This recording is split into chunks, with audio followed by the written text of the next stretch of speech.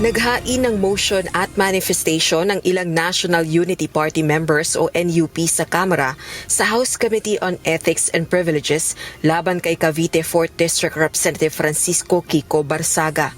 Hinihiling ng complainant sa House panel na makapagsagawa ng komprehensibong fitness determination sa baguhang kongresista bago ito pahintulutang makabalik sa kanyang legislative functions.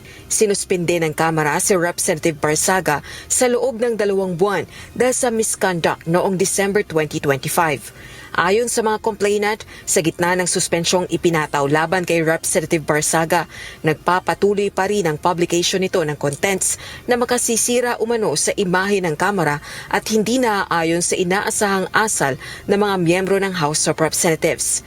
Kabilang narito ang panunuya at paninira sa namayapang si Antipolo 2nd District Representative Romeo Acop na isang miyembro ng NUP. Gayon din ang pagpapakalat ng umano'y mapang-udyok na political commentaries. Pero para kay House Deputy Minority Leader at Akbayan Party List Representative Percy Sandanya, hindi lang si Barsaga ang dapat sumailalim sa fitness test.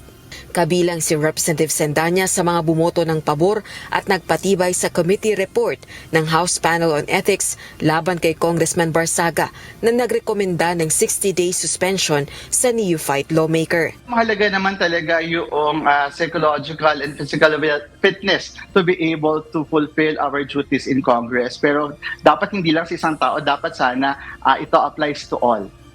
Samantala, ayon naman kay Congressman Barsaga, ang hakbang ng NUP ay bunsod ng plano nitong paghahayag sa publiko ng umano'y bribery case na kinasasangkutan ng partido at ng isang negosyante bago ang 2025 elections. Sa pahayag naman ni 4Piece Party List Representative JC Abalos, chairperson ng House Ethics and Privileges Committee, magko-convene ang House panel at tatalakayin ang issue oras na magbalik sesyon na ang Kongreso sa January 26, 2026. Rosa Licoz, UNTV News and Rescue.